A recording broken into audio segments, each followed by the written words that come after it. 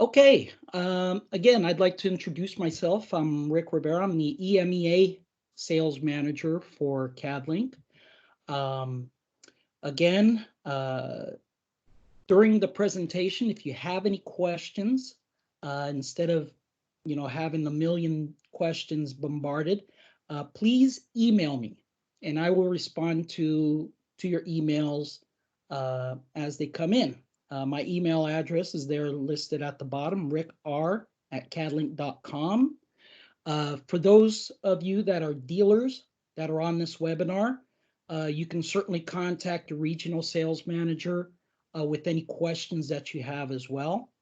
And they can answer any questions you have regarding the product or sales type questions. Okay. If you're an end user, definitely email me, let me know. Or you can talk to your distributor as well. Okay. All right. So with that said, we'll go ahead and minimize this window here. So if you haven't seen Digital Factory, if you're new to the product, Digital Factory V10 OKI Edition. So we actually have two versions. We have our OKI Edition and then OKI Pro Edition. The difference is the supported printers. The OKI Edition supports the smaller A4, A3 machines, the 700 series, 600 series, 800 series, 8432.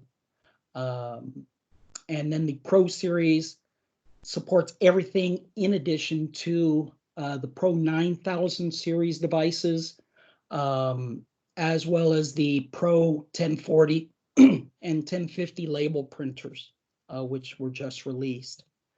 Okay, so our Digital Factory, right now I've got our Pro 8432 driver installed. Okay, we're going to be covering the transfer graphics application and some of the key features. But what I want to do is just kind of give you a quick overview of the product, and then we'll kind of go into the transfer printing side of things as far as how to optimize your transfer printing. Okay. So if you notice, our print queues, okay, our product is queue based. Okay, so typically we have a graphics and a photo queue. The difference between the two queues is in the rendering intents, how they manage certain colors. So the graphics queue is going to try to give you some more kind of pop colors, a little more saturation and so forth, whereas the photo queue is going to give you more of that realistic look for details and shadows and things like that, for obviously for objects such as photos. So our typical menu items, we've got our import. Our file import is quite impressive. We can actually import different file formats. So we support EPS, PDF, TIFF, JPEG, SVGs, PNGs, all the common file formats. Okay, there are other so-called RIPs on the market that have limited file support, such as the products from Forever, Magic Touch, what's the other one out there, Shockline, which all of these are really more, these other programs are really more of wizard-driven print drivers. They don't have their own built-in drivers like we do, okay? The queue, our software, again, is a queue-based RIP, so we can go in and manage the queues. Now, in the queue manager, this is where you would configure your port settings. If you click on Install Control Panel for the OKI products, what it will do is it will connect to the web page of the printer, so you could actually check status of the printer, and I believe even make changes via the printer's web page. We can also create additional queues in our RIP as well. So if you wanted to, you can configure a custom queue with the custom print mode, to where the only thing you'd have to do is import the image, resize, and click print. Nothing else. So we can actually streamline the printing process. And I'll show you how we can go in and make the copies and so forth. Okay. Also in the queue, we do have some wizards here on adjusting the maximum amount of white toner, the maximum black removal. Okay, that's our black removal tool. So you can actually calibrate it for the queue for a specific print mode, or you can create a new print mode based on these calibrations. Okay, so depending on the material you're using, you can actually go in and calibrate it and tweak it to your liking. Okay, we could also set up our choke. Okay, the choke is the number of pixels that we choke the white from peeking outside the color. You can also set up your color boost. Okay, this is basically kind of adding some saturation to your image to give you some more eye-popping colors. Okay, and then you also have your photo merge. Okay, the jobs menu. This is where you're going to find your image editing tools. Okay, so this is where you're going to find your color adjustments. This is where you're going to rip your print. You can also view your raw data. This is very unique with our rip, to where you can actually, once you've ripped your job, you can actually view the raw data. And I use this, personally, I use this mainly to check where my white's going to print, to make sure I'm not wasting material. It takes 2 seconds to check it, and then you can go ahead and send it off for print once you verified that it's going to come out right. We also include some image editing tools. Our RIP includes GIMP, which is a open source free image processing program, very similar in functionality to Photoshop. Okay, so this allows you to take an image from within Digital Factory, make edits. If you wanted to add text to your image or something like that, you can do that using GIMP, and then bring it back into the queue for printing. Okay. Now, fluid mask is actually an option, but I will show you how we can use fluid mask for some of the features. Okay, to do some specific cleanup. Okay. Our supersize image feature, this is actually a very unique feature that I highly recommend showing if you're a dealer. This is actually really excellent tool. Photoshop, Corel, Illustrator can't touch us when it comes to supersizing images. What this does is it'll actually take a low-res image, interpolate it, and give you a nice high-res, clean image to work with. Okay. We also have a send to Photoshop option, so we can send the job to Photoshop, make our edits, and then from Photoshop, using our plugin, we can send it back to the queue. Also, if you've made changes using effects and things like that, and you don't like what you see, instead of deleting the image and having to re-import it and start over again, you can just undo the plugin effects and it'll just take you back to square one. And then we have our production plugins, our knock me out tools, our easy adjustments for cleaning up black, white backgrounds, contrast, saturation. And then we have our Catalan effects. So we have distressed frames, and then we also have the distress filter. The distress filter is really cool if you want to get that antique look to your images. And I'll kind of go through some of these as we go through our presentation. The devices menu, this is where you go ahead and manage your devices.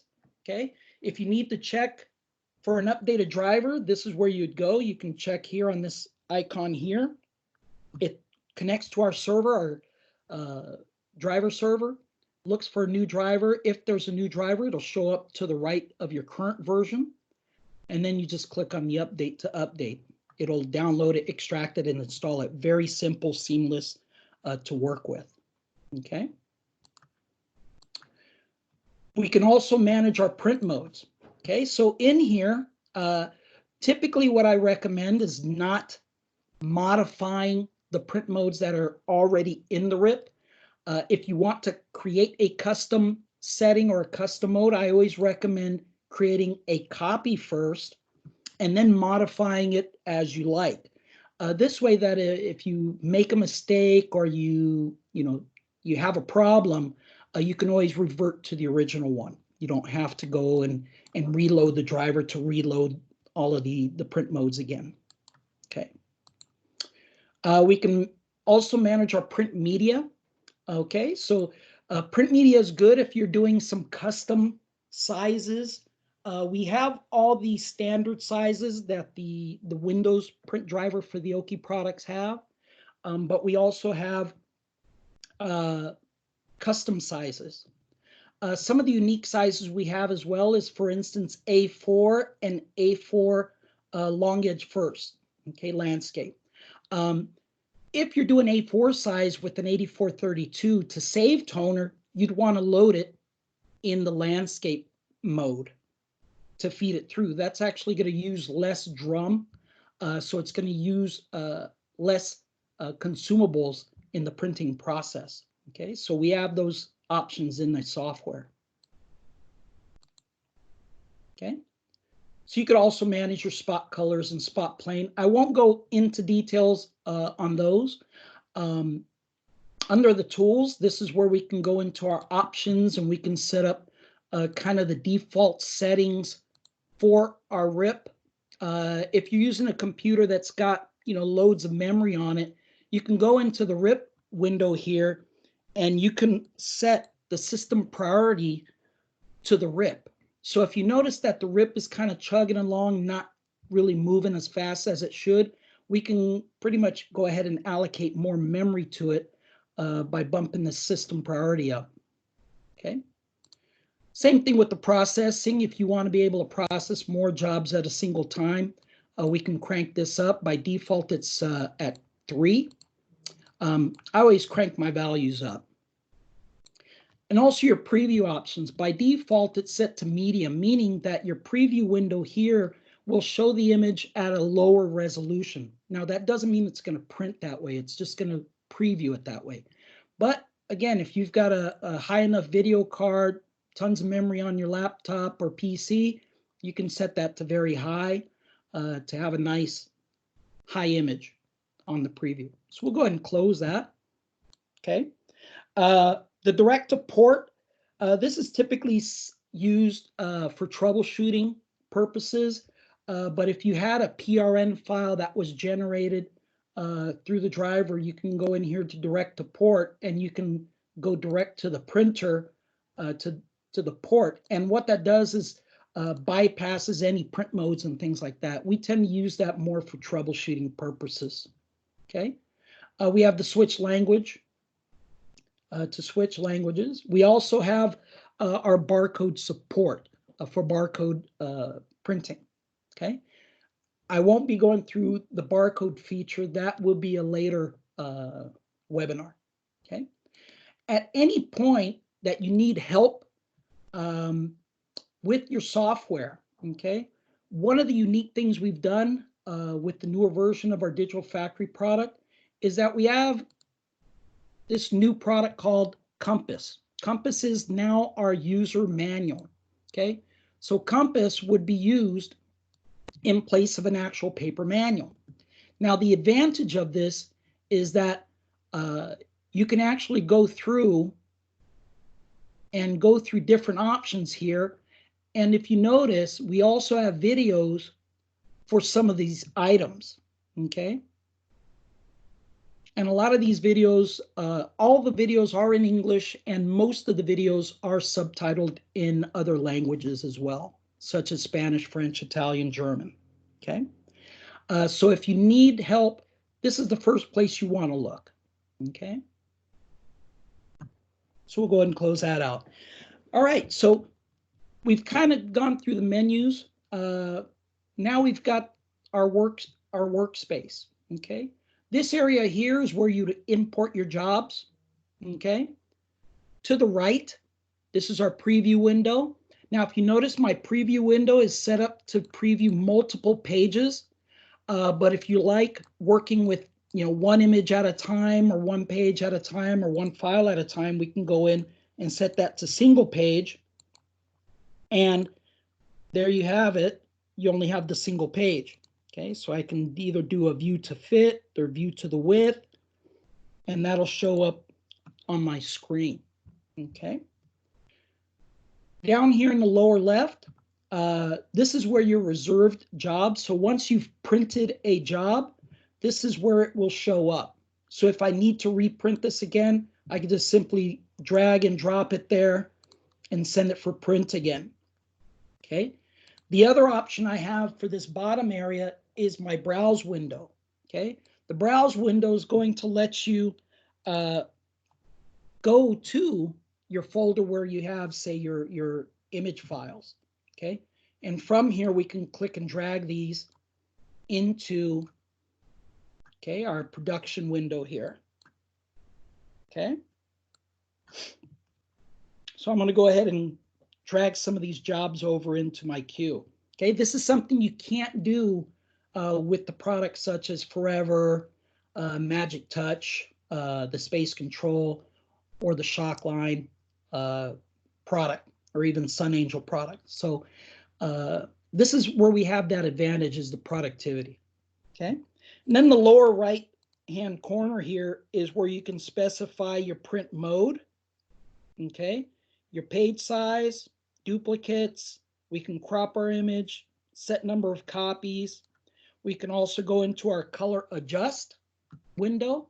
So in our color adjust window, we can actually go in and tweak our colors. Okay, so if we notice that the colors could be a bit more brighter or a bit more saturated, we can go in here and increase those values without having to touch the actual ICC profiles or the color curves. Okay, all of our medias are profiled already. So this kind of gives you that easy, quick adjustment. Okay, this is where you can also set your choke. Okay. Now the coverage underbase, this is the coverage underbase for the white toner. Now for the 8432, it's set at 200, but we have seen other printers where, we're running them at maybe 210 for other medias, such as Shockline. For the 8432, it's set at 210. Some other medias, we may even have to go upwards of maybe 280, even 300 at times. Okay, so it really takes some adjustment to tweak it in exactly. But if you're using the proper profile for the proper material, you shouldn't have to touch that. Now you notice we have profiles for Forever, Freestyle, Johto, as well as Shockline. We will soon have Nina papers added to the list as well. Okay.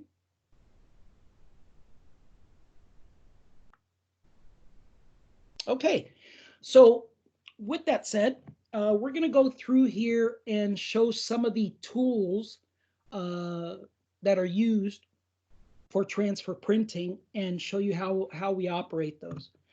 So the first one I want to go through is the easiest one and the one that most people use, which is our Knock Me Out Black. Okay. Now, with our Knock Me Out Black, okay, so if we want to print this image onto a black shirt, there's no need to print black. Okay. What we'd want to do is we want to knock out the black so that way we can use the garment, the t-shirt, as that base. Okay.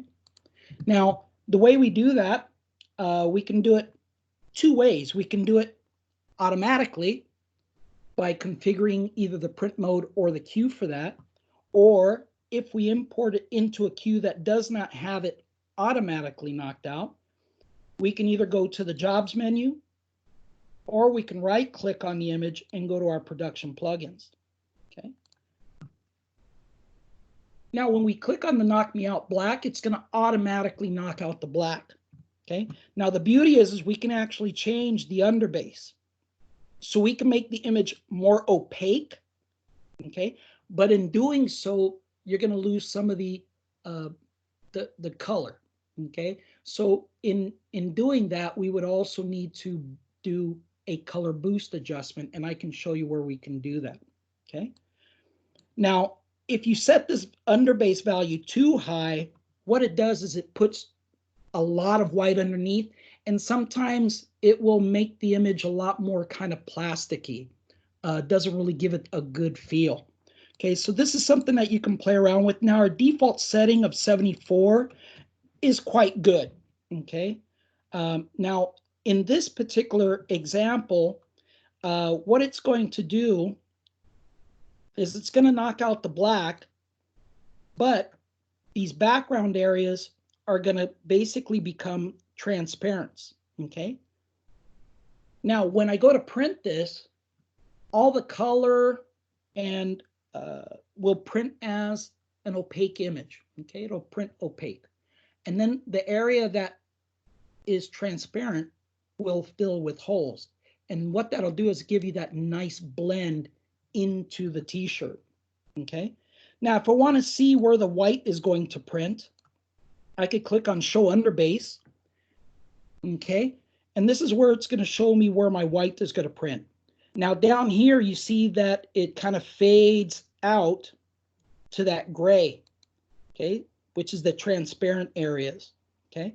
So the areas that are pure black is going to be pure white being printed, okay? We can also simulate the shirt color, okay, in here as well. So, you know, if I wanted to do this on a blue shirt, for instance, you know, I can click on the blue shirt, or, you know, if it's a gray shirt, for instance, I can go in here and change those settings, and it'll give you kind of a preview of what it's going to look like on that shirt color.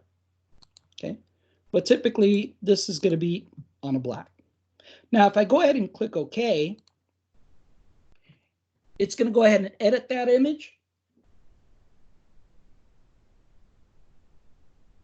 And it's going to give me my image with the knockout already done. Now, if you notice, the queue is already configured to mirror the image. Okay, this is something the other programs or RIPs do not do. So the customer has to be cognitive of that when they import the image, is either create the image already mirrored and already resized, or they have to do it within the program. If they forget, they end up printing, they end up wasting media. We automatically mirror the image on import, okay? Now, if I go ahead and rip this file using my standard forever dark setting, okay? Go ahead and rip it here. And like I said, the beauty of our product is that we can view our rip data prior to printing, okay? So this really kind of gives us an advantage over the other products. Okay, so if I right click on the image, I can click on view raw data. Okay, it's always going to give you this message. We could just click on that window there, click OK.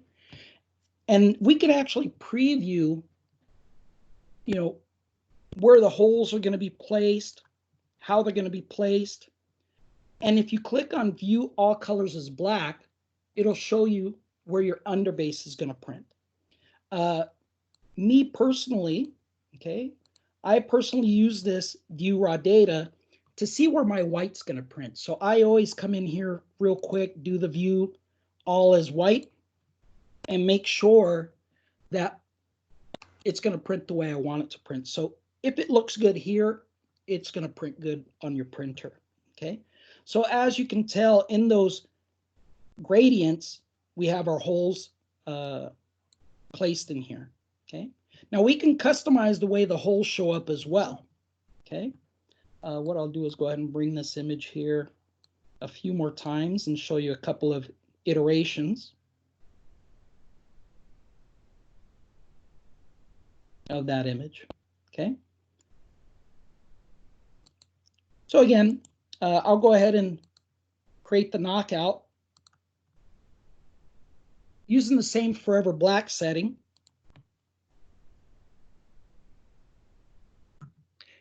Okay, and what I'm going to do is double click on this job. Now, if I double click on the job, it's going to bring up my job properties. Okay, this is the settings I make in here are only going to affect that job. Now, if I want to affect the entire queue, I can open my queue properties, and in here I can set my properties as well. And whatever properties I change here will affect this print mode for this queue. Okay, but I don't want to do that. I just want to go ahead and change settings on this particular image itself. Okay. Okay, so the layer profile gives you your color channels, your processing options. This is where you can go in and set your coverage underbase. You can increase the coverage. You can set the default choke for that job. And here, if we want to kind of punch up the color, we have our color boost that we can bump up as well. Or again, if you go through the wizard, you can calibrate it and it'll automatically calibrate that to either the queue, the print mode, or a new print mode. Okay. And what I want to show is in the ink removal. This is what handles our holes in the background. Okay. So if you notice, we have it enabled, the frequency set at 20, and we have the angle at 22 degrees, and the shape is inverted around. Okay. Now we can go in and we can change that shape as well. Okay. Now, we do have customers that want to compare how the holes work to, say, Forever. Okay, they want to compare the rasterization. Okay, and typically what Forever recommends is a frequency of 27 and an angle of 5250, and they typically recommend Euclidean round. The Forever product only has 5 hole types. I believe Shockline only has 3 to 5. Magic Touch and Sun Angel have none. Okay. And the Windows driver for the OKI product does not have control either. Okay. Now the hole size, we're going to leave this at 255. This means that all the opaque areas will remain opaque. Okay, so whites are going to remain white, no holes in them. However, this is the hole size that we will have in the transparency. Okay, I'm going to leave that at the default, but I'm going to go ahead and click OK here. And I'm going to go ahead and rip this particular file. And what I want to show you is the difference of the look of the holes between one and the other. Okay. Okay, so this is the new one here. If I view the raw data, okay, the holes are going to be slightly different. Okay, so what I'm going to do is open 2 windows here so we can actually get a better look on how the holes are. So we'll go there, and this is the other one.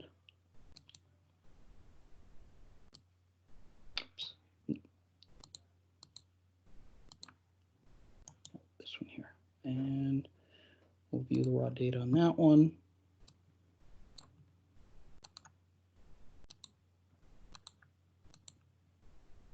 All right, so we have the 2 here.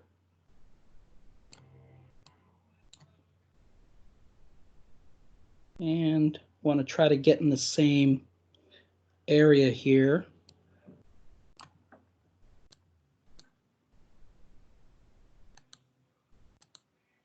Okay, so if you notice, my holes actually look a little different here. So if you look in the area of the guitar and the transparency here, we can actually change the way the holes look. Okay, so the holes that you see here to the left are more reminiscent of the type of holes or the transparency that you would see coming out of a product such as Transfer Rip. Okay. We've had customers and dealers that are trying to compare, apples to apples, and this is a way you can actually compare those. I'm going to view all as black so we get a better look at the holes. Okay. So if you could see in the transparent areas, the holes are different because I used a different hole type. Okay, instead of inverted round, I'm using the Euclidean round. Okay, so we can actually get, we can create the exact same, what's called rasterization mode that Transfer Rip does. Now, the one beauty of our product is we actually can do 3 types of placement of our holes. Okay, so we can do rasterization similar to what Transfer Rip does. We can also do what's called micro mask as well. Okay, if you're not familiar with micro mask, in our rip we call it holes. Okay, just simple holes. I'm going to go ahead and edit this, and then I'm going to change the print mode. Okay, so this is our Forever Dart with holes.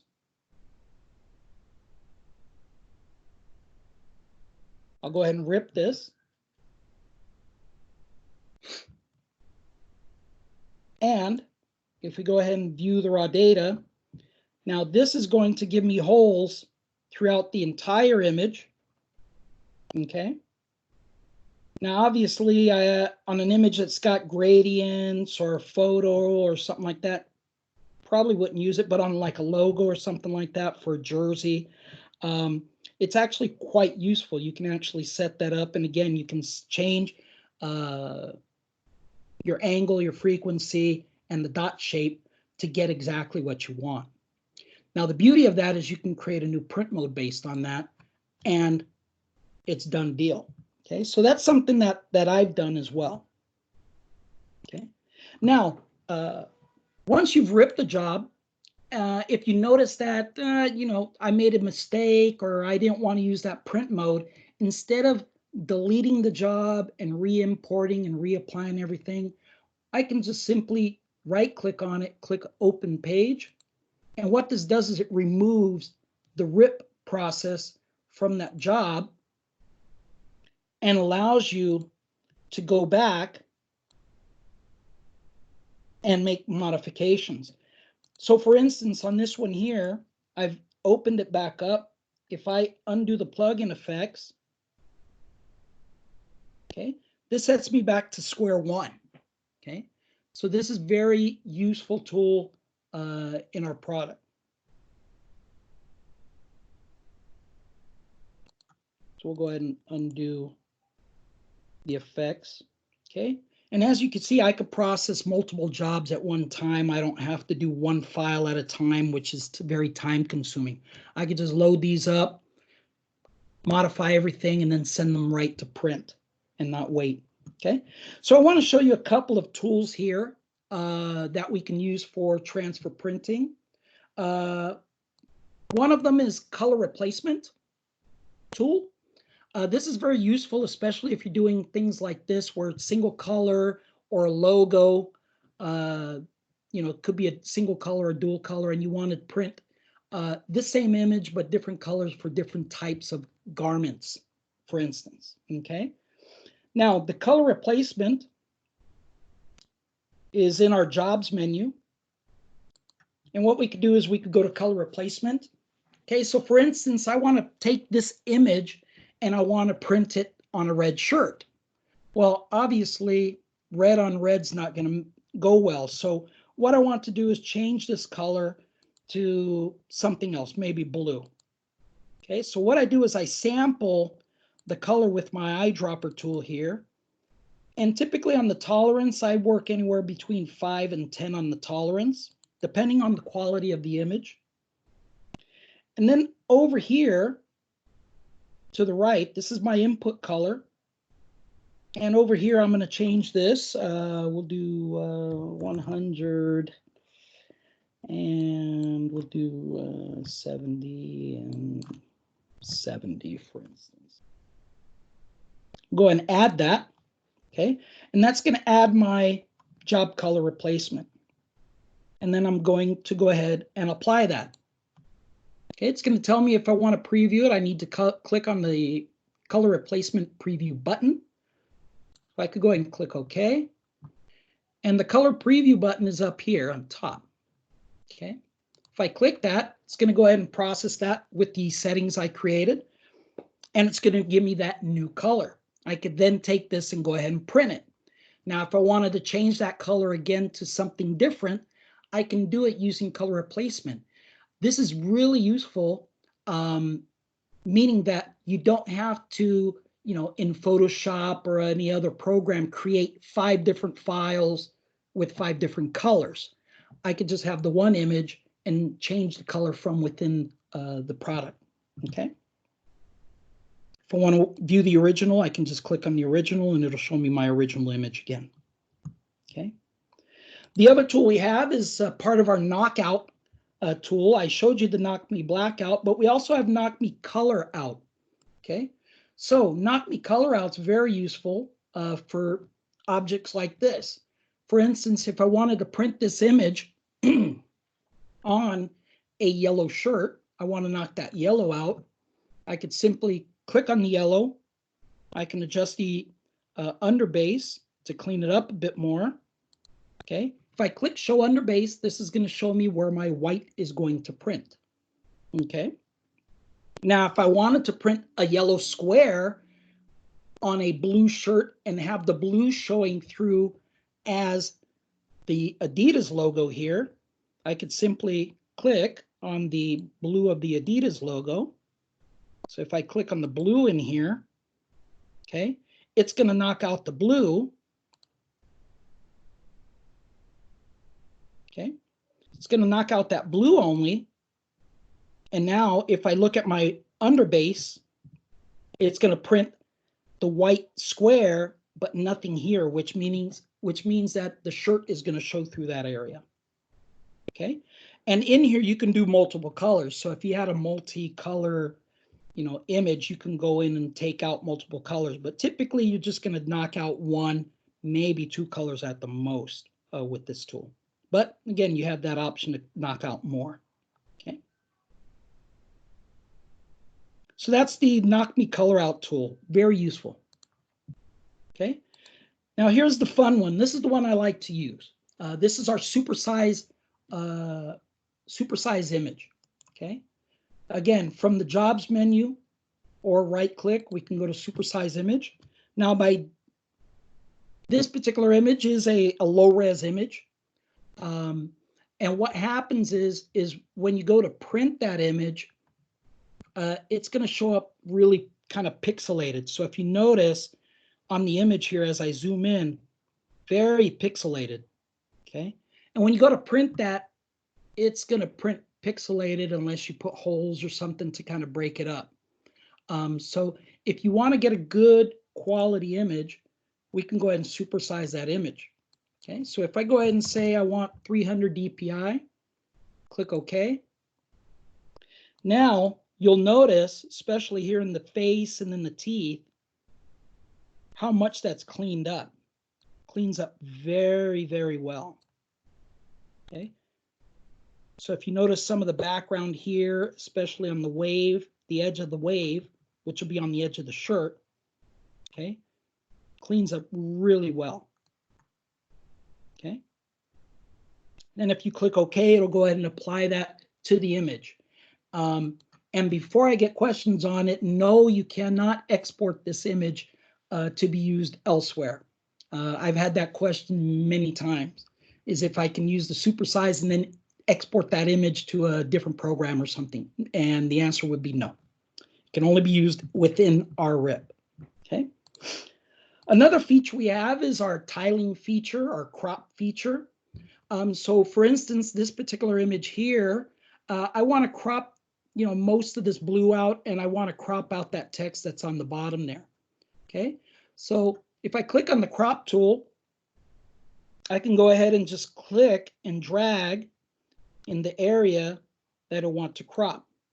Okay, I can also move the position of my crop, so I can kind of adjust it in or dial it in for my spacing and so forth to get, decent spacing. I can also shrink down the size or the width as well. Okay. Now, once I've done that, I can click on create. Okay, and that's going to knock that out. And then at this point, I can use my knock me color out feature. Click OK. And now I've knocked out the image. Okay, if I want to see where my white is going to print, if I rip that and then preview the raw data, again, view all colors as black, I can see where my white's going to print. Okay. Okay, so this is an example of clipping and knock me color out. Okay. Now, if you had an image that was bigger or an oversized image, so what we'll do is we'll take this image here and you want to print this to be able to put on a larger material, say a towel or something like that. Now, in the crop function, we can split it by rows and columns, by dimension, or manually. Okay, we can set the origin. So in here, we can kind of split this image into two and then overlap them when I go to heat press. Now, unfortunately, this is just going to do a straight cut. Okay, so it's very important when you're realigning that you get a good alignment on that. Okay, before you press. So, you know, the paper, I would actually use hot fix tape to stick them together prior to putting it onto the heat press to press to the garment to kind of hold it in place. Okay. But if we go ahead and click on create, it'll go ahead and split that image out. And because I have my image to single view, it was only going to show me single view or single page. But if I go back to my multi-page view, now we can see that it split that image into two. Okay, and we can go ahead and take that and print it. All right. Okay, moving right along. We have this particular image here, and let me go back to my single page view.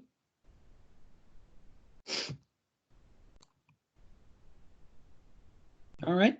So for instance, I have this image here that I want to print on, you know, a black shirt. Okay. However, or actually, no, I'm sorry. I want to take this image and print it on a colored shirt or maybe even on a white shirt. Okay. But I don't want to print this black here. Okay. Now, you know, some people would just go straight to the knock me black out. Okay. But the problem here is it's going to knock out all the black that's in this image, including these areas here on her face and in the ink that's here on her face. Now, we don't want to do that because if we go to print that, it's not going to have the black. And if we transfer it to a white or a colored shirt, the garment's going to show through. You're not going to have the black. Okay. So what we have is our optional filter, which is called fluid mask. Okay. Now, fluid mask, when we go ahead and click on that, it's going to go ahead and launch our fluid mask application. Okay. Now, once we open fluid mask, okay, the software is going to mask all the areas here. Now, fluid mask is useful for two types of products, something like this, or in the other case, if you had, say, an image or a photo with a girl with blonde hair blowing in the wind and you have a black background and you want to knock out, or I'm sorry, maybe a gray background, and you want to get rid of that background, but you want to keep all the detail of the hair. Fluid mask is very useful for this. This is a third-party filter. If you look online, there's a lot of videos that show you how to use the fluid mask plugin. But at this point, I could just simply click here. And for instance, you know, here where her head is, there's a little bit of hair there. I want to get rid of that too. So I'll go ahead and click there. Okay. And if I click on File, Save and Apply, Okay, that's going to bring me back into Digital Factory. It's going to edit that image. So right now it's going through the edit process.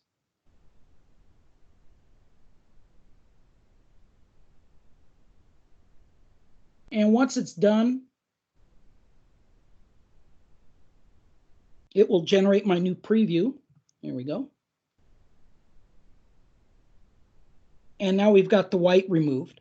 Now, if I want, I can go back into my crop here. And I can shrink this area down.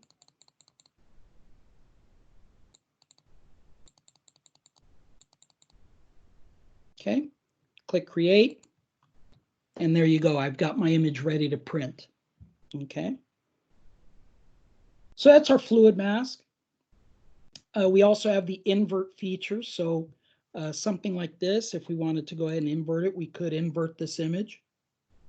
Okay. And then if we go in, do knock me black out,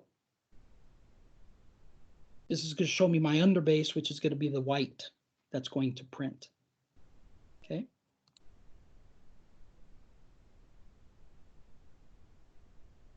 There we go. Okay. So we can invert the images in here as well. Again, we have the mirror tool here, but again, the queue is already configured to mirror. Okay. Now, for instance, I've had customers ask, how we can automate the queues for single print mode to where I just import the image, resize, and print. Okay. So what I'm going to do is create a queue to mimic, rasterization, what Forever does. Okay. Now, what I can do is create a new queue. Okay, so if I go into queues, I can go in here, take this queue, make a copy of it, close, double click on that queue, and here, call this custom raster black shirts. Make it specific. Okay. And we'll go ahead and click OK. And there's my custom shirt queue. Okay. And what I want to do is create a print mode to go with this queue. So I can go into my devices, manage print modes, and I'm going to use my black shirts as a base and modify it. So I'm going to copy that print mode. And here I'm going to call this raster black shirts, for instance. Click OK. There it is on my list. And now I could go ahead and modify this to my heart's content. So I can go in and I can bump up my coverage if I need to. I can set my default choke automatically. For the knock me out, I want it to knock out automatically, so I check this box. And what I want to do is I want to create this, I want my images to, when they import into this queue, to show up almost as a complete transparency, meaning that similar to what Forever does is they go from white to dark. And as they go from white being opaque to black being nothing or large hole, it changes the hole size as you go. And typically what I found is between 35 and 40 is a good number to go with, but you do want to bump up your color boost. And I typically bump this up to about 6. Okay, so that way you can recover some of that color that's going to be lost by converting it into that transparent. Okay, printer options, you want to make sure you set your printer options for your device, multi-purpose tray, your media check on off, the material type, and the weight. Okay, this is very important because the material type and the weight is what actually controls your fusing temperature. Okay, so if you have this set to say 1 or light, you can actually have a different fusing temperature, and it's not going to fuse properly to your garments. But for the 8432, these are already preset. And then we'll go to our ink removal. And in here, what I'm going to do is set these similar to what, Forever recommends for their materials. And we'll go with Euclidean round. And we will save this. Okay, and close.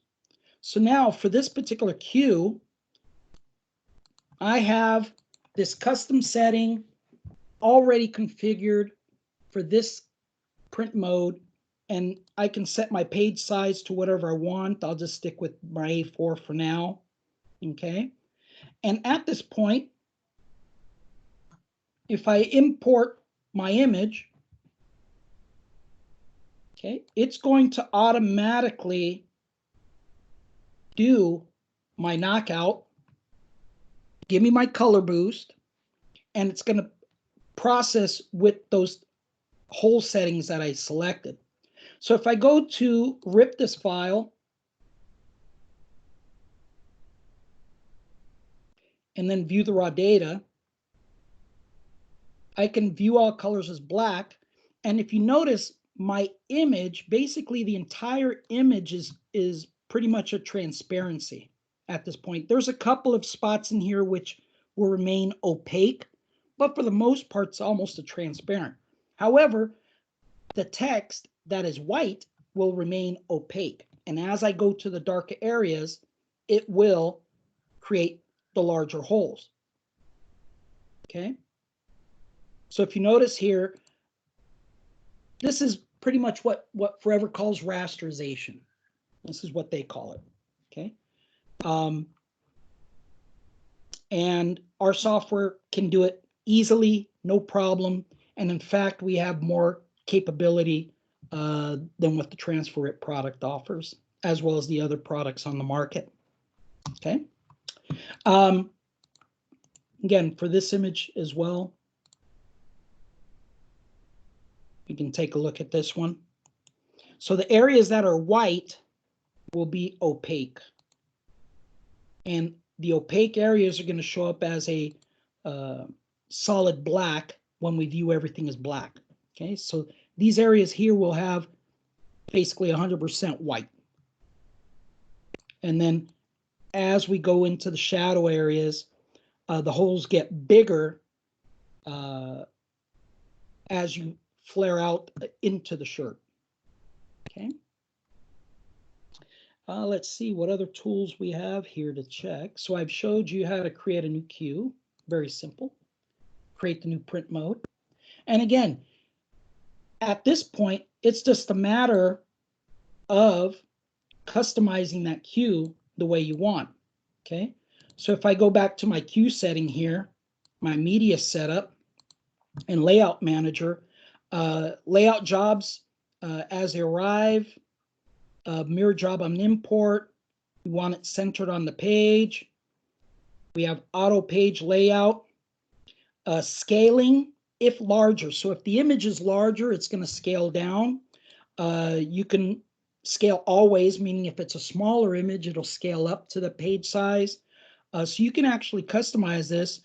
And when you import it, the image is going to import that way. You can also set your scheduling options. You can have it by default as hold, meaning when you import the image, it's not going to do anything until you tell it. However, if you have the cue already configured exactly the way you want, you literally could have it set to rip and print to where you just import the job and it's automatic. It's resized, cleaned up, sent to the printer automatically. And then you have the last one, which is working on barcode, which I hope to do another webinar on barcode printing. Okay.